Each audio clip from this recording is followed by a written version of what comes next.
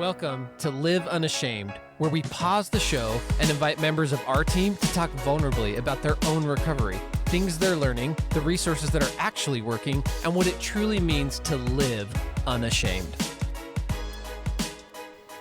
So guys, can we talk about sex on this podcast? Let's talk about sex. Awkward. Let's talk about you and me. Hey guys, it's Sam. I'm here with Chris and Jason. Jason, thanks for coming today, dude. Yeah. It's just like really, really good to see you. It's been a while since we have Jason on here. Yeah, it has been a while. been. When was the last time that you Darth co-hosted? Vader of audio.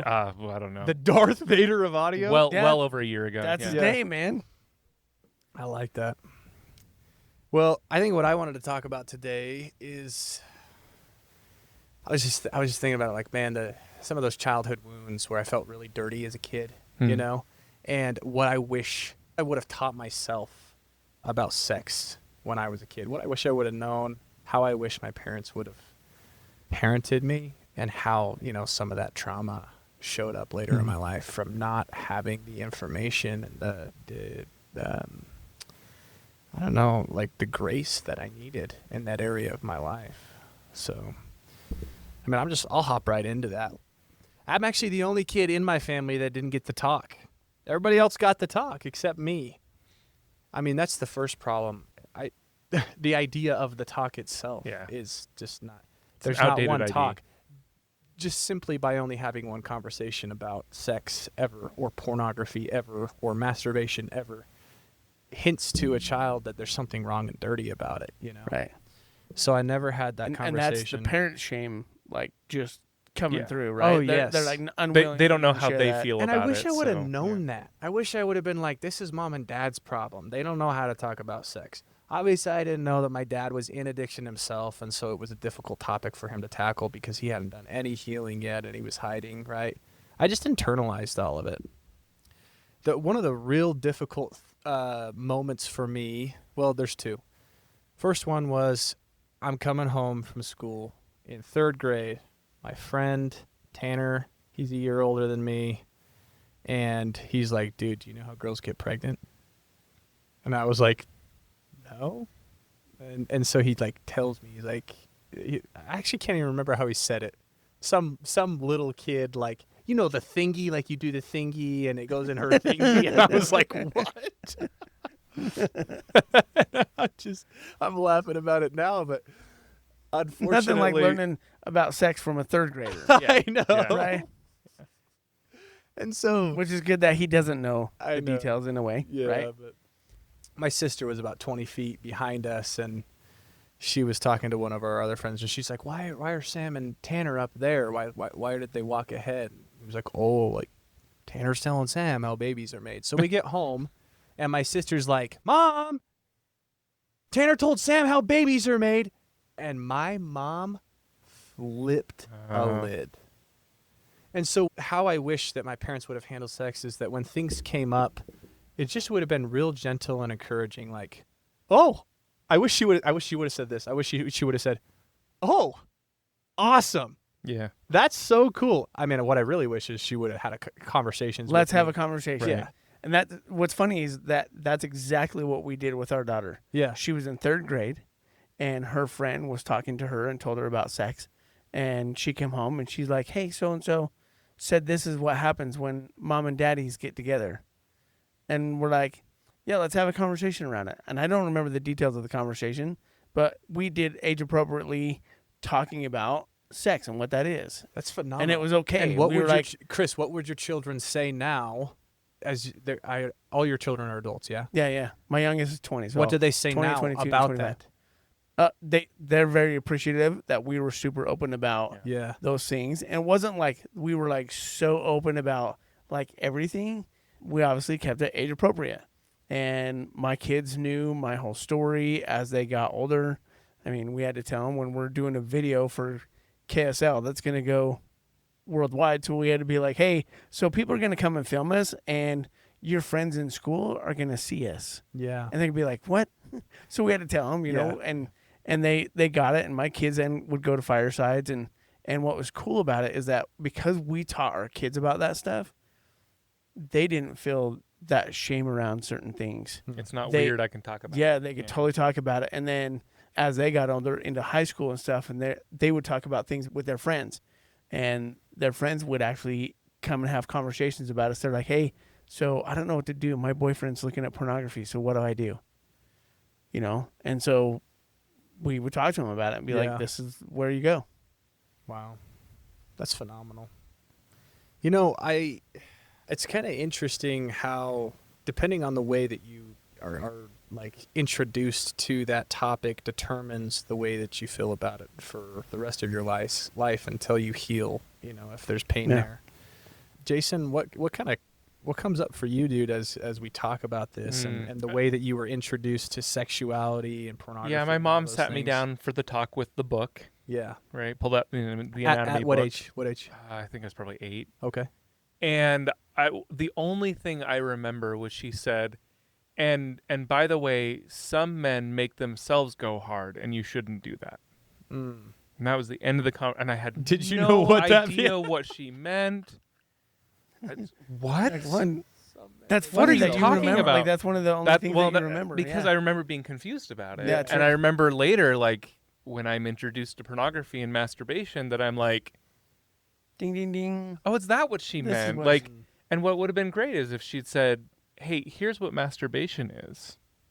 And use the word, because, like, that word is so icky and taboo. People can even say porn, but for some reason the M they word, can't man. say they Yeah. can't say masturbation, even though Right. they can say pornography. Yeah. And it's just because it's become so stigmatized as a word. And I'm like, I just wish my mom would have told me what that was. Right. And obviously Dad was off limits. Like, he didn't talk about it. Similar situation. Like, he was in his own stuff, and so, like, he's not going to talk about it with me. Yeah. So my mom's the only person I can go to with any kind of, like, sexual question, which, by the way, going to a woman with questions about male sexuality is not True really story, bro. useful. Like, it's Yes. not what I needed. Because masculinity is bestowed upon by masculinity. I was just about to right? say that. And Come on. I love my mom, and she was amazing, and she did the best she could, and, like, I always felt like I could talk to her about anything, and I loved that. But, like, man, it would have been nice, because the only talk I got from my dad was when he caught me. And I said, well, I don't know what that is. And he said, yeah, you better not. And then he walked away. Wow. And that was it. So, like, that's all I ever got. And And how did you feel in that moment? I mean, there was shame, and there was also, like, whoa, I fooled him. Yeah, right. Like, obviously I didn't fool him, but, like, you won that battle. yeah, anyway. You know, something interesting that Danny Deaton said, that podcast will have been posted by the time we publish this one, but that he talked to Tammy Hill, who's a marriage and sex researcher. Someone asked her, like, when should you start talking to your kids about sex? And she said, like, I would hope the night that you bring them home from the hospital. And I was like, I was blown away when I was sitting there listening to that. I'm like, I actually that's love I was that. like, freaking that's- amazing. Yeah, I love that's that. beautiful. It just felt really beautiful to me. I was like, wow, yeah, because it's awesome and it's really sacred and a super just like awesome part of our lives. Well, That and I God think gave us be that scary. gift. I think It if shouldn't be scary. anything, I could name, that would be the thing I would name, is that you're always taught, like, well, sex is bad until you're married. Yeah. And I think that the shift should be, sex is beautiful and amazing and should only be shared with the person with whom you're married. Right. Because then the approach isn't like, oh, now I finally get to do this dirty thing. Yeah. And, like, it's not. It's beautiful and amazing and an awesome way to connect, and it's this great thing. And, like, why do we teach our children that it's bad? Like, and that's what you're told, is that it's bad. So, like, I just And if you do it, you're bad. And so it's like, Mhm. what? Yeah. So a lot of people struggle with that when they get married. Yeah. You know, what's coming up for me is just as we're talking about that when we talk about sex that way, it doesn't stunt a child's curiosity. Like, one of the things that really killed my curiosity about, well, it didn't kill it. I was still there. In fact, it probably just, like, made it go into hyperdrive. But when I finally got the courage, guys, to, like, yeah, it was so hard. It was so hard. It was literally one of the hardest things I have ever done in my entire life, was when I finally decided I was going to talk to my parents about the fact that I had been viewing porn. It was the most scared, the most terror I think I have ever felt. Like, genuinely. It was so hard. And my dad, we ended up having some conversations, and the one that, you know, if you know my story, you know, like the one that really broke me was the one where he, you know, he like kind of took me aside and like taught me like, oh yeah, like you sing a hymn and you read your scriptures and you just stop the thought or whatever. And then I found out a couple years later that he had been lying to me and he was in addiction, right? So that really broke me. What I wish would have happened is in that moment, first of all, I wish he would have been in recovery. I wish that he would have. Even if he wasn't sober, I wish he just would have been in recovery so we could have this conversation. He just wasn't ready, though. Yeah, he just wasn't ready. And I actually I've developed a lot of compassion for him in that because You weren't ready for a long time. no, I was not ready for a long time. I wish he would have said, wow, Sam, I am so proud of you for coming and talking to me about that. That must have been so scary for you. Like, how did you get the courage to come talk to me about that? I'm so proud of you. And then just like sat in that for a minute. Like, I wish he would just done that, so that all of the stress and the anxiety could have just left me, and then we could have had a conversation. You know? I Yeah. wish my dad would have said, Yeah. me too. Yeah. Yeah. Honestly, me too. Yeah. I wish he would have been like, yeah, me too, buddy. Let's talk maybe about we it. both ought to go Maybe talk to we mom both about ought to this go one. talk to this. Yeah.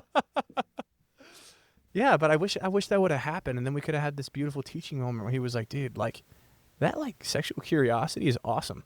Did you know that God put that inside of you? Like, that's one of the things that he puts inside of you that like makes you masculine and is good and will help you connect with a spouse someday. And that, like, that's beautiful. I wish we could have that conversation. Because if he would have reacted that way, man, imagine the trajectory of my life. I'm not like, I am so against parent shaming, right? Like we all we need to have compassion for our parents the same way we have compassion for us, right? But like, just imagine if I could have gotten rid of in that moment this idea that sex was dirty and I was bad because I was interested in it and curious about it and struggling with this at the time habit, but future addiction to pornography. Like, dude, This is good to hear because these are the conversations that I have with my son. really? And you know, when he came to us with some stuff that he was dealing with, struggling with, and I'm like, the first thing I want you to know, man, is I don't see you any different. I don't love you any different. And that you're my son no matter what. And obviously I was bawling my eyes out of the time. Because that's just what I do, right? Yeah. But that's been a moment for me, just knowing I did that right. Yeah. You know, I let him know, hey, it's okay. Like, I love you, and I'm not gonna. That's not gonna change the way I see you. It's not gonna change my love for you. Nothing. And he totally recognizes that still to this day. Wow. Like, Well, there's so- nothing that he's gonna do that's gonna change my love for him. Wow. In the vein of not parent shaming, right? Yeah. I think that one thing that I've learned in therapy is that, like, I can be what I needed, not only for my children, but for myself. Totally. Yeah. Right? And so in having those conversations with my children, in some way, it's almost making up for it. Right? It heals that part of me, and it helps me to heal that part of me that was wounded, neglected, whatever, because I get to be that for someone else. And in doing so, I get to be that for 8-year-old me. Right. So, Chris, can you? I mean, we haven't actually ever talked about this before, you and I, and I'm sensing that you handled this pretty well. I'm curious if you have like any thoughts on how you've stepped into, because one thing I've identified as a big myth, like we talked about earlier, is like the one conversation. Like, dude, I had the talk, I'm good. Like, I mean, I didn't even get the I didn't even get the one talk. I was really lacking there, but. How do you engage that conversation in healthy ways with your children to create a culture within a family that's like, yeah, we love sex and it's like awesome and it's okay to talk about it? How do you have frequent conversations? Just it just happens when you're open about it already. I think the opportunities present itself, because then you're open to the ideas of when they're talking about certain things or they're coming to you with questions. You're not afraid to talk to them about it. First of all, they're coming to you because they feel safe enough. you've created the safety for them already so that they can be, hey, I need to talk to you about some stuff. I have some questions. And then it's like, great, let's go. Like, I don't have to hold on to shame. I don't have to worry about any of that kind of stuff. And I'm like, yeah, what questions do you have? And it's just, being able to be aware of those opportunities when they present themselves. The best one that I remember was from Joe and Amy from their episode. I don't know if you remember. Oh, I think it was absolutely. It was one of the They're best like episodes close ever. friends of mine, so I totally remember that one. I remember the conversation they had with their son when he came to them Came out. at the dinner table, and he was like, "Hey, I masturbated," and they were like, "How was it?" Like that was their response. How was Yeah. it? And he was just like, "I don't know. I don't think I liked it. It really wasn't for me." They're like, "Great, that was it." And like, how much healthier that is. Wow. Like if they could have reacted differently and said Sure. like, "Oh no, shouldn't be doing that," but Right. it was like, "No, how did Guys, you feel about that?" If you guys have not listened to that episode, Oh my gosh. it's a banger. Like, it's Yeah. such a good like episode. Top 5 episodes of all time. Yeah, it's really good. And they're the ones where she said the quote, "Your worth is already set. Everything else is just an experience." Yeah. And I use that I've probably heard you weekly. say that before, dude. Probably weekly with my Yes. clients. I Yeah. use it all the time. You used that with me once. Probably, yeah.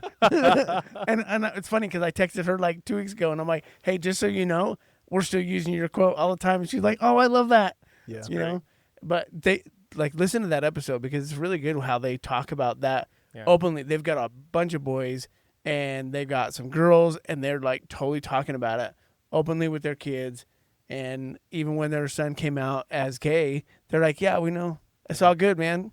Well, and We there's still an freaking love opportunity you. there still, like to be like, "Great, I'm glad you made that distinction, and here's how we feel about it, and here's why." Like you can have that conversation in that moment, but that conversation can't be had in a place of shame. Like that's not Right. going to go well. Yeah. My love is still there, and I don't see you any different. So I'm just going to speak in the eye and just, because part of Live Unashamed, really the big thing we want to do here is just like talk about, how are we really doing with these topics and what do we need to do in our lives to like just embrace them. So I'll just start. I still struggle sometimes to feel like sex is a good thing. I think that there's a lot wrapped up in like masturbation. For me, I'm like, okay, so I don't know quite where I stand on that. And so there's a lot of questions that I have about how to handle these topics. I actually think for me, I'm like, I haven't had, especially I think because I'm so desensitized from so much porn use, I'm like, I just don't think that I can unpair porn from masturbation, even if I were to decide like that's not something that I'm super worried about or it's like somehow healthy, like And so what I want to learn is like a little bit healthier view on like pro-sexuality and these things being inherently good and how to be just merciful towards myself and towards other people, especially my future kids, to prepare for that. Because I want to be able to have these conversations with them and to show up like they did and be like, how was it? From my perspective, to answer your first question, like you do for yourself what you wish they would have done for you. Yes.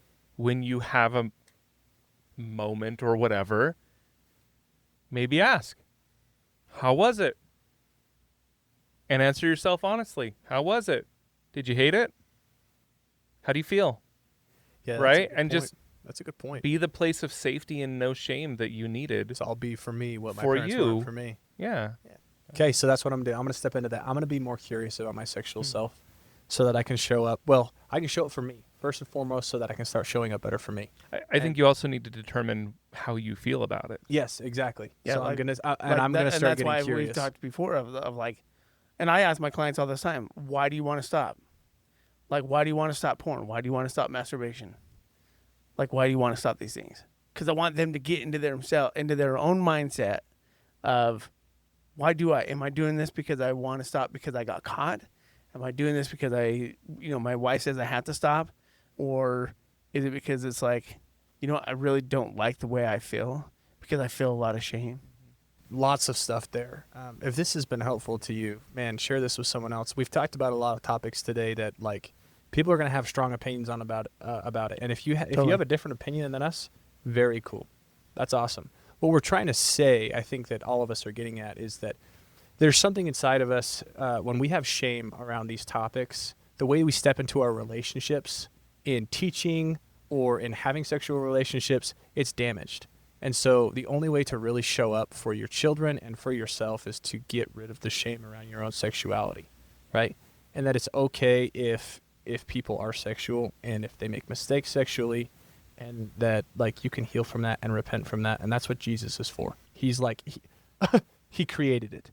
He knows how strong that is. Yeah, 100%. Right? Like he gets it. So guys, thanks for listening. If you have any thoughts about that, like I really would love to hear what you guys are thinking about this. Love to hear like what things about sex, what shame scripts about sex do I need to let go of so that I can show up better in my relationships and in my teaching moments with my current or future children. Email us, Sam or Chris at Unashamed, Unafraid. Tell the people. Jason.knoll@gmail.com. Jason.knoll@gmail.com. Yeah. Okay. Shoot us an email. We want to hear about it. Thank you so much for listening. Just love chatting about these concepts with you guys. It's really helpful for me, and I know it's really helpful to be a part of that community. So thanks for watching. You can find more of our content on social media at Unashamed Unafraid. Like and subscribe on YouTube. We're really trying to push that right now because we really want to get this content to more people, and social media is where it's at. So if you can go right now, like and subscribe on YouTube, Unashamed Unafraid, that would be really helpful to us. And find us wherever you get your podcasts to give us a 5-star rating so we can get this to more people. And until next time, continue to live unashamed.